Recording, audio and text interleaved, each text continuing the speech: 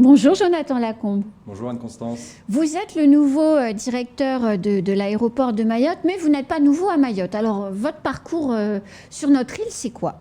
Oui, alors donc bonjour à tous, bonjour à tous ceux qui nous écoutent. Mayotte pour moi c'est une longue histoire finalement.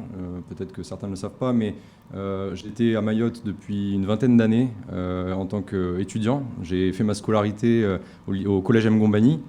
Bon. Voilà, ouais, donc quelques années de collégien mahorais. Ensuite, j'ai eu la chance de faire également ma classe de seconde sur le lycée Bamana à Mamoudzou. Et donc voilà, l'histoire qui m'unit avec Mayotte, c'est une vraie histoire d'amour qui date d'une vingtaine d'années.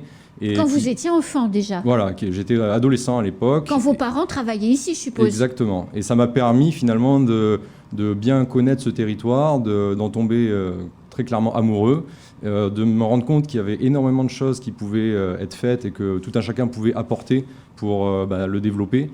Et finalement, voilà, c'est une très grande fierté pour moi d'aujourd'hui reprendre un peu la main la tête de cet aéroport avec le groupe EDIS pour justement apporter ma pierre à l'édifice et aller dans cette continuité. Alors, ce n'est pas votre premier job chez EDIS, vous étiez déjà directeur d'exploitation de l'aéroport. En effet, voilà, donc moi je suis revenu il y a 2 ans et demi pendant la crise Covid, donc avec toutes les problématiques de ponts aériens et de trafic aérien très impacté. Donc j'ai souffert de ça et je l'ai vécu en réel. Et donc je suis arrivé à l'époque en tant que responsable d'exploitation.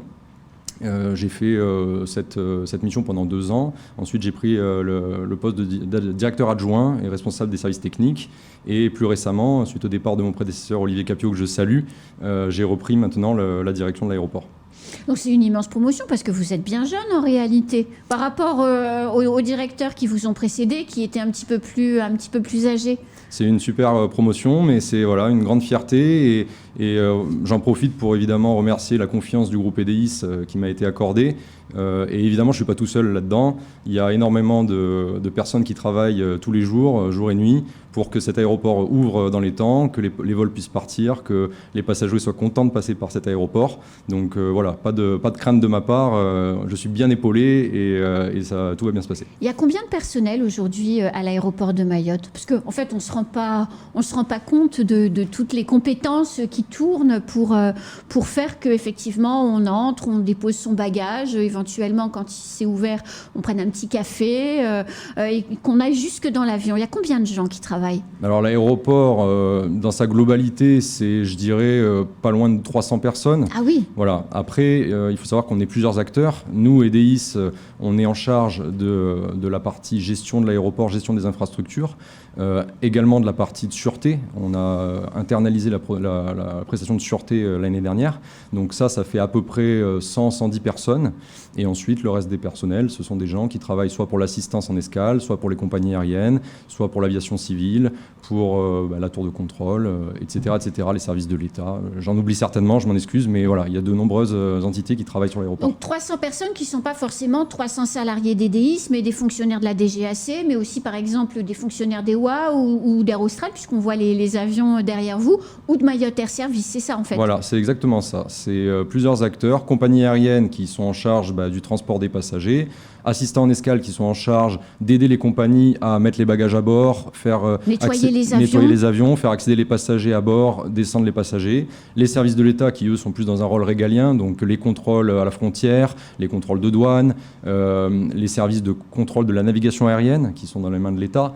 Voilà. Et puis d'autres activités, des loueurs de voitures, des commerçants, etc., etc. Donc plein d'activités qui tournent autour de cet aéroport. Alors nous, on est effectivement passagers, et on le sait bien, hein, sans aéroport, on est mort, hein, on est coincé. On a bien vu d'ailleurs pendant le Covid, on en parlait tout à l'heure, pas d'aéroport, on se sent très très vite tout seul sur cette île, sans pouvoir partir. On a aujourd'hui, en tant que passager, la visibilité de quelques problèmes. Je pense à la DGAC qui est contrainte parfois de fermer la tour. Je pense aussi aux nouveaux problèmes de sûreté et de sécurité avec pas de contrôle la nuit qu'on a découvert la semaine dernière. Le problème du restaurant qui est fermé. Comment vous faites, vous, Jonathan Lacombe, pour fixer ces problèmes? Prenons-les à tour de rôle, peut-être le plus simple, le restaurant. Est-ce que dans peu de temps, il va réouvrir? Voilà, donc le restaurant, c'est une vraie problématique pour nous. En tant que passager moi-même et en tant que Mahorais, je me rends compte qu'il y a en effet une lacune sur cette offre de restauration à l'aéroport. Donc c'est un enjeu majeur. On ne reste pas les deux pieds dans le même sabot. On travaille tous les jours sur ce dossier. Et voilà, le but d'EDIS, c'est l'allié des territoires, c'est d'apporter des solutions pour les passagers, pour la population mahoraise. Et dans ce cas précis, nous sommes en train de mettre en place un appel à projet. Et le but de cet appel à projet sera de mettre un nouveau prestataire en charge de la restauration. Donc c'est la photo que vous voyez, c'est le restaurant qui est dans la zone publique de l'aéroport. Et donc je profite de ce temps de parole pour appeler à toutes les personnes, entrepreneurs, entrepreneuses de l'île qui sont motivés avec des idées en tête pour venir proposer des belles choses pour que cet aéroport retrouve une restauration qui soit digne de ce nom. Vous pensez que d'ici combien de temps ça pourrait réouvrir avec les délais administratifs et autres? Ça peut aller très très vite. Nous, on est quasiment en courte finale pour publier cet appel à projet. Je pense qu'il devrait sortir dans la dizaine de jours qui vient, le temps qu'on le finalise avec les services juridiques chez nous. Derrière, il sera publié. Les phases de candidature pourront se faire, on va dire, sur une période de 3 à 4 semaines, à définir. Donc on pourrait arriver avec une nouvelle prestation de restauration, finalement, à la fin du premier trimestre, peut-être même avant, j'espère. En tout cas, on fera au maximum pour que ce soit le plus rapide. Alors, second problème, extrêmement pénible, la tour de contrôle qui, sans crier gare, paf, ferme ou n'ouvre pas. Comment c'est possible, Jonathan Lacombe, même si je sais que vous n'êtes pas la DGAC et que ce n'est pas votre métier, mais vous êtes professionnel de l'aérien, donc vous allez sûrement nous aider à comprendre comment c'est possible et qu'est-ce qu'on peut faire. Et c'est quoi un contrôleur AFIS ?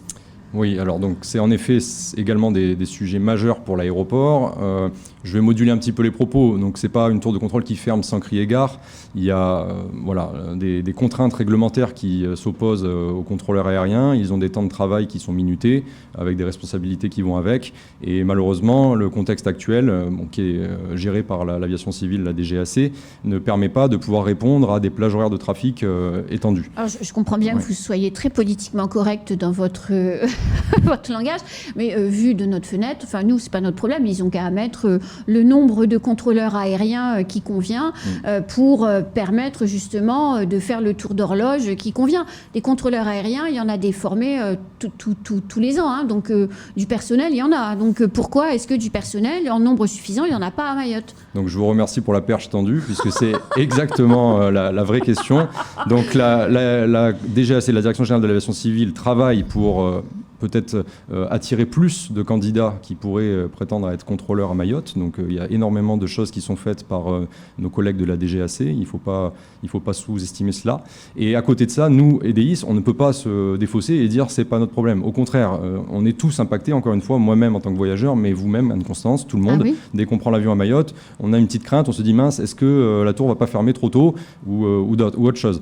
Donc en tant que facilitateur, EDIS, allié des territoires, on travaille pour essayer de proposer une solution. Ça s'appelle un service AFIS, donc ça existe sur d'autres plateformes. Et ce service AFIS, en fait, viendrait compléter les heures sur lesquelles la tour de contrôle doit fermer pour des raisons diverses et variées. Le service AFIS serait là, avec des agents formés par nos soins chez EDIS, des Mahorais, Mahoraises, qui viendraient prendre la place des contrôleurs dans la tour de contrôle et qui viendraient pouvoir faire décoller, atterrir les avions. Alors ces contrôleurs, vous les avez recrutés, ils ont déjà eu une première phase de formation, celle dont vous venez de parler, mais ils doivent être qualifiés par la DGAC. La dernière fois qu'on en a parlé, ça bloquait sur la disponibilité des contrôleurs aériens pour justement qualifier ces personnels. Est-ce que c'est débloqué ? Alors, on fait tout pour que ça se débloque. C'est pas si simple. C'est des activités qui sont très réglementaires. Sans rentrer dans les détails très techniques et très réglementaires qui sont pas forcément le plus intéressant pour tout le monde, ce qu'il faut savoir, c'est que oui, il y a des choses qui avancent. Le certificat qui nous permet de mettre en place ce service, il sera obtenu au 15 janvier, donc demain, entre guillemets. Et la partie formation pratique, on est en train d'identifier des solutions avec l'État, avec la Direction Générale de l'Aviation Civile. Et il y a bon espoir pour qu'un premier agent AFIS puisse prendre le micro, si je peux me permettre, à la tour de contrôle de Mayotte avant la fin du premier trimestre. Ah bah ça avance alors. Bien sûr que ça avance, on fait tout pour. Alors, autre problème qui a émergé la semaine dernière, le matin, vos personnels, au moment de la préparation de l'ouverture de l'aéroport, découvrent sur les pistes un monsieur qui semble être un peu perdu sur place, donc qui n'avait rien à faire là. Et dans les échanges avec vous, puis avec d'autres professionnels de l'aérien, on découvre que dans le contrat d'exploitation, et bah paf, quand l'aéroport ferme, ça s'arrête. Ce qui veut dire qu'on est sur une infrastructure vitale. Si on n'a pas d'aéroport, on est mal quand même. Et il n'y a pas de surveillance la nuit. C'est quand même un problème. Alors, encore une fois, je ne peux que abonder dans votre sens.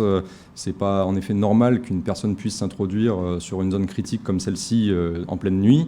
Donc on en a entièrement conscience. Moi, ce que je veux saluer par cette petite anecdote, parce que bon, ça reste un cas isolé, heureusement, oui. C'est le travail, encore une fois, des équipes de l'aéroport. Cet individu a été aperçu par un agent de sûreté, donc employé par une filiale des DIS. Et cet agent de sûreté avait pour rôle, justement, dans sa mission, le matin, de venir faire le tour du côté piste pour vérifier que personne ou qu'aucun objet ne traîne. Et il a identifié cette personne, c'est lui qui a permis de déclencher la gendarmerie qui est venue interpeller le monsieur. Donc voilà, je souhaite vraiment insister sur finalement le rôle le service que nous rendons qui a porté ses fruits et montre que nous sommes à la hauteur. Maintenant, sur les problématiques en effet identifiées, on les partage. Nous, en tant que gestionnaires, on applique finalement la réglementation et les impératifs qui nous sont donnés par l'État, la préfecture et l'aviation civile. À ce niveau-là, au jour d'aujourd'hui, tous les impératifs sont respectés. On travaille maintenant pour essayer d'aller plus loin et de dire voilà, il y a peut-être des choses à faire supplémentaires pour qu'une veille plus approfondie de l'espace côté piste soit réalisée la nuit. Alors quand on regarde les tarifs, les taxes aéroportuaires et qu'on regarde sur son billet d'avion, souvent on quitte Mayotte pour aller quelque part. Souvent le prix de la taxe en sortie de Mayotte vaut une somme, et bien souvent le prix de la taxe pour rentrer, donc celle que vous percevez quand les gens se posent à Mayotte, elle est quasiment x2. C'est parce que vous palliez les manquements de l'État que les taxes aéroportuaires sont si chères? Alors non, c'est pas exactement ça. En fait, il faut faire attention au terme de taxe aéroportuaire. Ce terme englobe énormément de tarifs différents. Certains sont en effet perçus par le gestionnaire d'aéroport, parce que voilà, je reviens sur notre rôle, fournir des infrastructures, les faire fonctionner, tout ça, ça coûte. Donc on est obligé en effet d'avoir certains revenus sur ces aspects-là. Mais après, il y a d'autres taxes qui sont perçues par d'autres acteurs, notamment l'aviation civile, pour les services rendus par ailleurs. Donc c'est un peu un raccourci de venir dire que le montant des taxes est important et plus important au retour. Parce que c'est pareil, un avion qui part de Mayotte ou qui atterrit à Mayotte, il n'est pas soumis aux mêmes prestations. Typiquement, un avion qui vient faire une escale à Mayotte ne va pas payer, la compagnie ne va pas payer pour décoller de l'aéroport, elle va payer à l'atterrissage.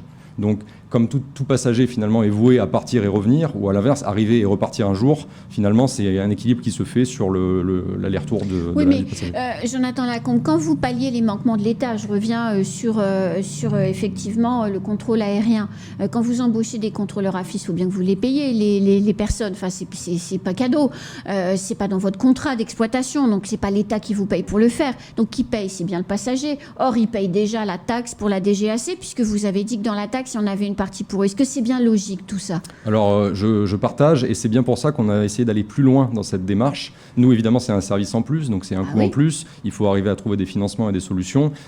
C'est pas cette partie coût qui nous a arrêtés. Vous avez bien vu, le projet, on l'a lancé. On est à quelques jours finalement de le mettre en œuvre, donc c'est une très bonne nouvelle. Mais les taxes ont augmenté à la sortie du Covid, les taxes aéroportuaires. Et donc pour finir sur l'aspect taxes et redevances liées à ce service AFIS qui verra le jour très bientôt, on a travaillé main dans la main avec les acteurs locaux et notamment le conseil départemental qui a regardé pour lui peut-être compenser finalement cette petite hausse qui est finalement une hausse minime. Quand on parle de service AFIS sur l'aéroport de Mayotte, on parle de quelque chose comme 70 centimes par passager au départ sur le prix d'un billet d'avion qui peut être de 1 000 € ou plus. Donc il faut se rendre compte de la proportion des choses. Et voilà, le conseil départemental a accepté de travailler main dans la main avec nous et pour voir s'il pouvait moduler un petit peu la taxe liée qu'il perçoit perçoivent eux en tant que conseil départemental pour justement absorber ces coûts-là. Parce que c'est la continuité territoriale et qu'on est ensemble dans ce projet-là. Eurostral dit que 30% du prix du billet d'avion, c'est le carburant. Pourquoi ? C'est quelque chose qui est conforme et valable pour toutes les compagnies aériennes. Les compagnies font face à des charges fixes énormes. D'une part, les coûts des avions, d'autre part, les carburants pour les faire voler. Donc ça ne me choque pas, c'est la réalité des choses. Maintenant, je pense que les mieux placés sont les compagnies pour répondre à ces questions-là. Alors, l'aéroport, vous avez plein de projets de développement. On parle d'une extension, on parle de la piste longue. Alors, c'est vrai que toutes celles et ceux qui nous écoutent et qui sont nombreux à nous regarder au moment où on parle, veulent savoir si la piste longue va voir le jour ou pas. Alors, évidemment, c'est pas vous qui la construisez, la piste longue, donc vous allez pouvoir nous renseigner. Est-ce qu'on se moque de nous avec cette piste longue en nous faisant miroiter qu'on va l'avoir et puis finalement, on l'aura jamais? Est-ce que c'est bien un vrai projet? C'est un vrai projet, au risque peut-être de décevoir les personnes qui vont m'écouter, ou vous-même, Anne-Constance. J'ai malheureusement pas la capacité à pouvoir communiquer très en détail sur ce projet, puisque c'est un projet qui est géré en direct par l'aviation civile, vu l'ampleur et vu le critère politique de ce projet-là. Maintenant, voilà, nous, EDIS, encore une fois, on est l'exploitant de l'aéroport, on est là prêt à travailler main dans la main avec l'État pour apporter toutes les solutions possibles pour mettre en place ce projet dimensionnant pour l'île, qui, je pense, est très important. Oui. Voilà. Et je reviens du coup finalement sur nos missions. Encore une fois, nos missions, c'est la continuité territoriale. C'est ce que nous faisons tous les jours, toutes les équipes en place pour ouvrir l'aéroport en temps et en heure, faire partir les avions et s'assurer que l'infrastructure soit disponible. D'ailleurs, je profite de ça pour dire, cette année, en 2022, nous avons passé la barre des 400 000 passagers. Donc c'est finalement une année record pour Mayotte. Le plus haut niveau de trafic qui avait été passé, c'était un peu moins de 390 000. Donc c'est pour dire que voilà, il y a un rôle majeur à cet aéroport de desserte du territoire, de continuité territoriale. Je ne parle même pas du rôle sur les évacuations sanitaires. Tous les jours, des avions sanitaires, donc de la compagnie Amelia, d'école de Mayotte pour justement des patients en détresse. J'ai regardé un petit peu les chiffres. Plus de 300 bébés ont été acheminés entre Mayotte et La Réunion l'année dernière. Donc voilà le rôle finalement d'EDIS, de l'aéroport de Mayotte, c'est contribuer à tout ça. Je ne parle pas du fret également, le fret aérien. Tout un chacun, on va au supermarché, on se rend compte qu'il y a des pénuries, il y a des produits qui manquent. Ben, on a également un rôle là-dessus et on fait notre maximum pour essayer d'inciter les compagnies à ramener plus de fret. Alors pourquoi du fret aérien et pas du fret maritime? Le fret aérien, il a la caractéristique d'être rapide. On peut amener des denrées alimentaires, en 24 des heures. denrées périssables, ce qui n'est pas le cas avec le maritime. Oui. Donc voilà, 3800 tonnes de fret aérien transporté en import à Mayotte en 2022. C'est plus que d'habitude? C'est plus que d'habitude. Il y a eu une augmentation du fret pendant la période Covid. C'est normal, il y avait les Voilà. vaccins, les produits médicaux. Exactement. Mais si on compare avec 2019, qui était une année, on va dire, d'exploitation normale. On est sur des tendances qui sont à la hausse. Pourquoi il faut agrandir l'aéroport? À cause des 400 000 passagers? Alors non, en fait, l'agrandissement de l'aéroport, donc c'est un sujet qui va nous concerner tous et qui va être là pour en effet offrir de nouvelles infrastructures à tous les passagers de Mayotte. C'est trois choses en fait. La première chose, c'est encore une fois la continuité territoriale, plus de capacité, donc plus de possibilités de prendre l'avion, accueillir plus de monde, plus d'avions. La deuxième chose, c'est la qualité de service fournie aux passagers, aux Mahoraises, aux Mahorais. Cette extension d'aérogare, elle va offrir de nouveaux commerces. Elle va offrir plus de place dans la salle d'embarquement, donc, dont un espace fumeur. Donc beaucoup de gens qui prenaient l'avion et qui avaient du mal à attendre pour l'arrivée pour pouvoir fumer, pourront le faire l'année prochaine lorsque l'extension de l'aérogare ouvrira. Et le troisième chose, c'est la sécurité, la sûreté. Ce projet est un projet aussi réglementaire puisqu'on va mettre aux normes toutes nos machines de sûreté d'inspection des bagages de soute. C'est pas qu'on n'était pas aux normes, c'est que la réglementation évolue. Voilà.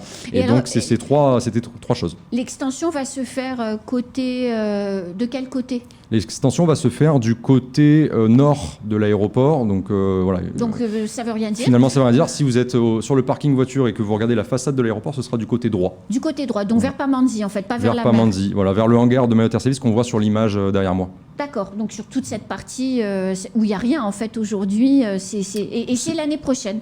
Voilà, les travaux vont commencer. L'installation du chantier doit débuter la semaine prochaine. Ah et oui, puis donc ensuite, c'est très rapide. On est vraiment à la veille du démarrage. Alors vous disiez, moi, un truc qui retient mon attention, et ce sera ma dernière question.